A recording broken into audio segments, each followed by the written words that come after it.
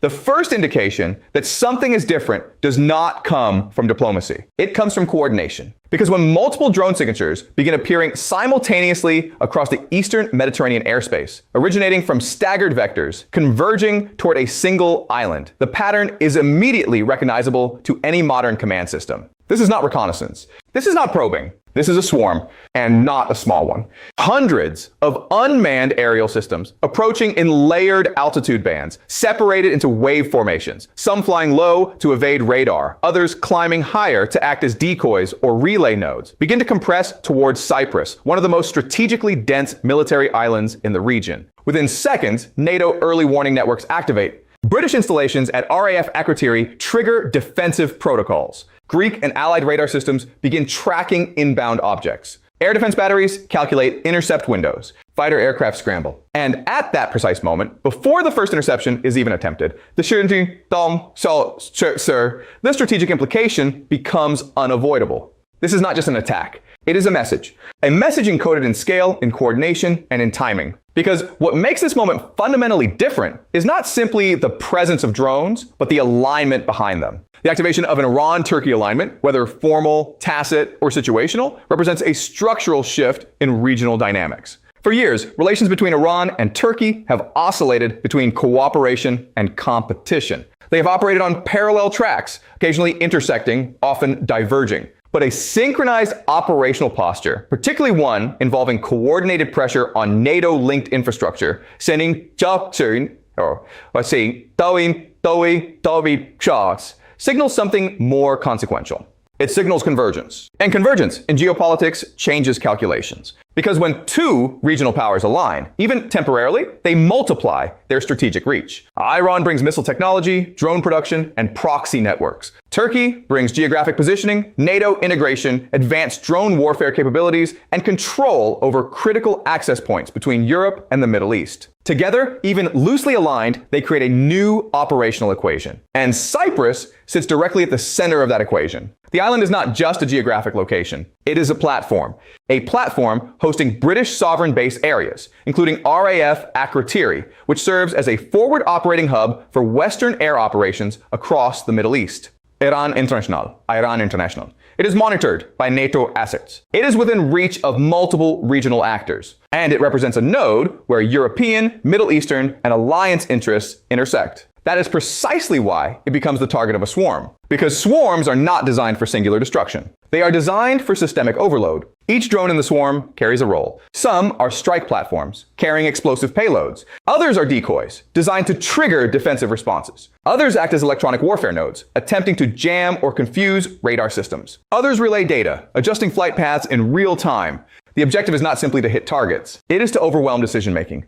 Because air defense systems, no matter how advanced, operate within constraints. Radar tracking capacity is finite. Interceptor inventories are limited. Engagement timelines are compressed. When hundreds of targets appear simultaneously, the system must prioritize. And prioritization creates vulnerability. This is where the first cracks begin to appear. Interceptors are launched. Some drones are destroyed. Others slip through. Low-flying units evade detection until the final seconds. High-altitude decoys absorb defensive fire. Command centers must now decide what matters most. Runways? Fuel depots? Command infrastructure? Aircraft on the ground? Each decision is made in seconds, and each decision leaves something exposed. This is the logic of saturation, and it is being executed in real time. As the swarm penetrates deeper into Cypriot airspace, the operational picture becomes increasingly complex. Reports emerge of drones targeting areas near British military installations.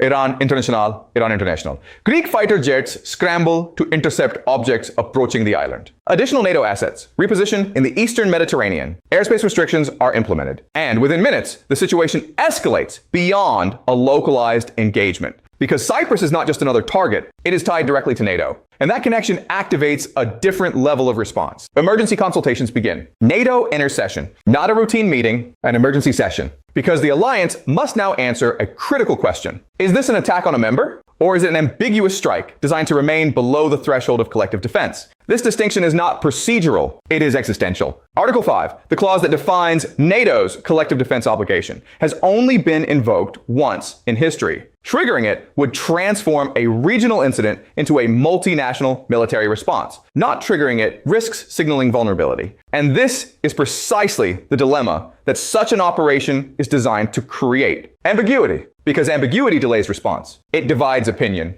It creates hesitation. And hesitation in high-speed conflict environments is a strategic advantage. Iran has demonstrated this approach before, denying direct involvement in certain strikes while allowing ambiguity to persist. Iran International choose Iran International. Proxy forces, indirect launches, and deniable platforms create layers of separation between action and attribution. Turkey's position complicates this further. As a NATO member, it is bound by alliance commitments. But as a regional power with its own strategic interests, it operates with a degree of independence. Recent events already show Turkey under direct threat, with NATO intercepting missiles heading toward its airspace. Was this by the Al Jazeera? At the same time, Turkey has increased its military presence around Cyprus, deploying fighter jets and reinforcing positions. Wikipedia, this creates a paradox. A NATO member simultaneously reinforcing a zone that is now under swarm attack, while broader regional dynamics suggest possible coordination with actors outside the alliance framework. This is not a binary alignment, it is a layered one.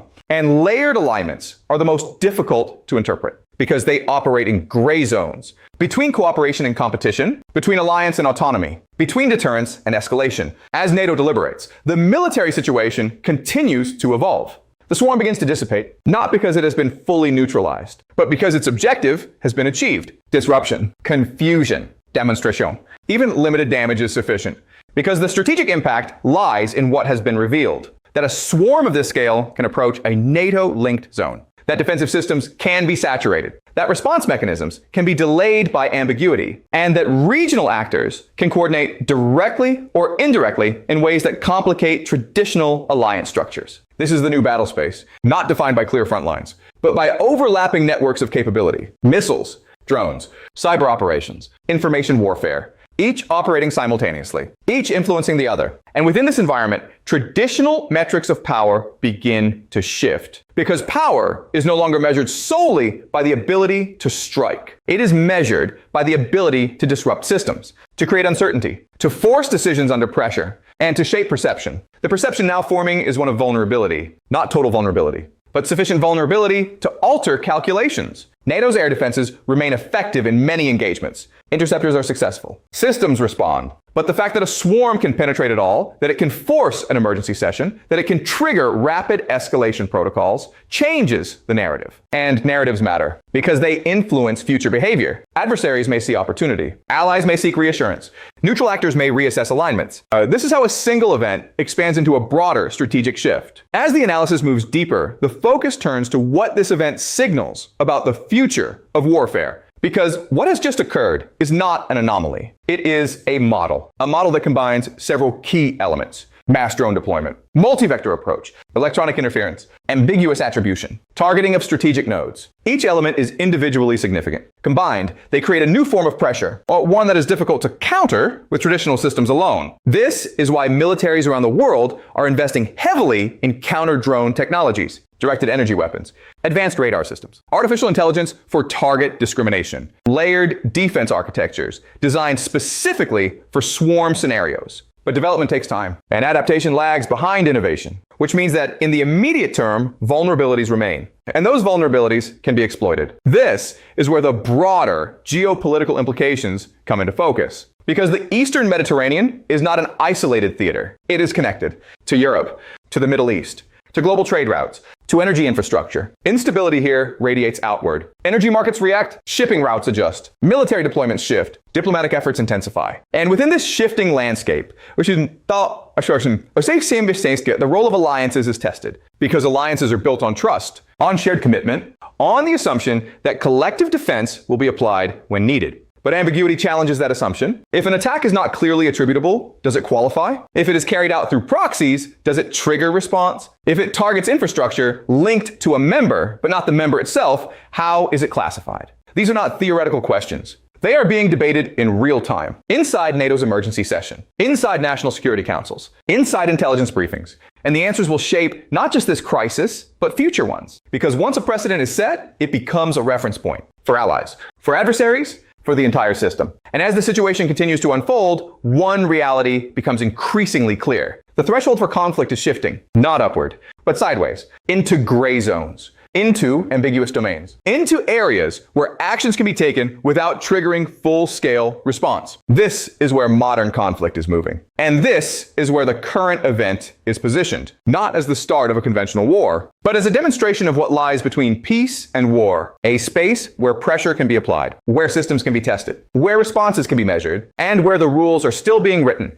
As the final phase of this analysis begins to take shape, the question is no longer whether this was an isolated event. It is whether it is the beginning of a pattern. Because if swarms of this scale become normalized, if alliances continue to face ambiguous attacks, if defensive systems are repeatedly tested under saturation conditions, then the strategic environment itself begins to transform into something faster, more complex, more unpredictable, and far more difficult to control. And in that environment, the advantage will not belong to the strongest force in the traditional sense. It will belong to the actor that understands the system best, that adapts fastest, and that operates most effectively within the gray zones where modern conflict is now unfolding. Because that is where the next phase is already beginning. And once that phase begins to take shape, the focus inevitably shifts from the immediate spectacle of the swarm to the architecture behind it.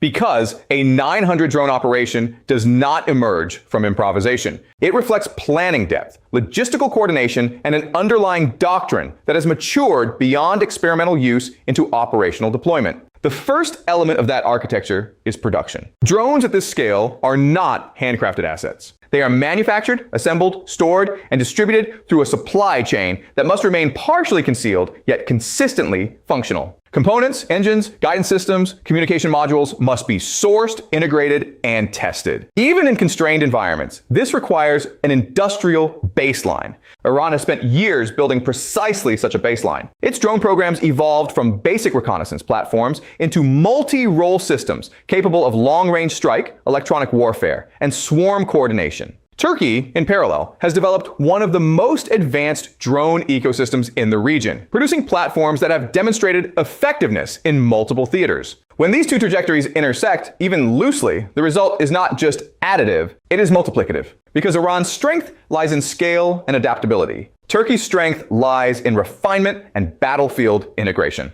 Combine those characteristics, and the resulting capability begins to resemble what was just observed over Cyprus. A hybrid swarm, part industrial mass, part tactical precision, and fully oriented toward saturation. The second element is command and control. A swarm of this magnitude cannot rely solely on pre-programmed flight paths. While some drones may follow fixed trajectories, others must adapt in real time, adjusting to interception attempts, shifting targets, or responding to electronic interference. This implies layered control systems. Some drones operate autonomously, others receive mid-course updates. Still others act as communication relays, maintaining network integrity even as individual units are destroyed. This networked approach transforms the swarm from a collection of individual platforms into a coordinated organism. An organism that can absorb losses without collapsing. An organism that continues to function even as parts of it are neutralized. This resilience is critical, because in any defensive engagement, losses are inevitable. But if the system continues to operate despite those losses, the overall objective remains achievable. And that objective, in this case, is not necessarily total destruction. It is systemic disruption.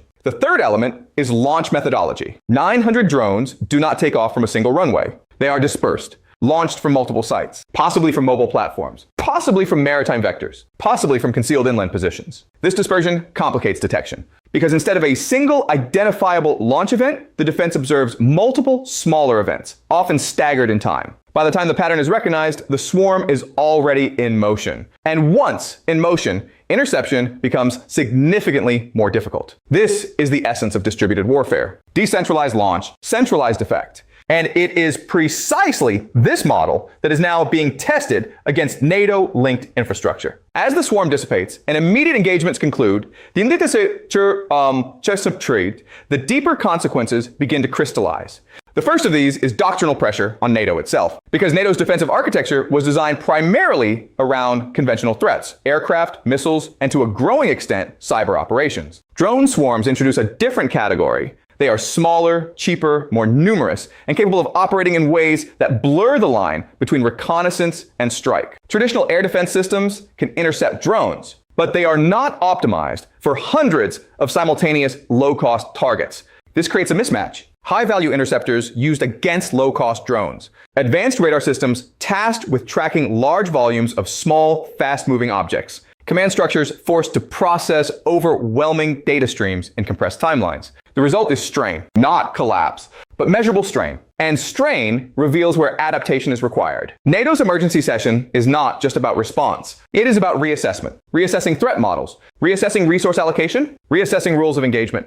Because the question now extends beyond Cyprus. If a swarm can reach this location, what about other nodes? Bases in the Mediterranean, installations in Eastern Europe, naval assets operating in contested waters, even homeland infrastructure. The implications expand rapidly, and with expansion comes urgency. The second consequence is strategic signaling. An operation of this scale is not conducted in isolation from broader geopolitical messaging. It communicates capability, it communicates willingness, and it communicates intent, though not always explicitly. For Iran, the message is one of reach and resilience. Despite sanctions, despite external pressure, it can generate and deploy large-scale unmanned capabilities. For Turkey, the message is more complex. It demonstrates regional autonomy. It signals that its strategic calculations are not fully constrained by alliance expectations. And it reinforces its position as a pivotal actor between East and West. For NATO, the message is a challenge. A test of cohesion, a test of response speed, a test of strategic clarity in the face of ambiguity. And for other global actors, China, Russia, regional powers, the message is a data point, a real-world demonstration of how swarm tactics perform against advanced defense systems.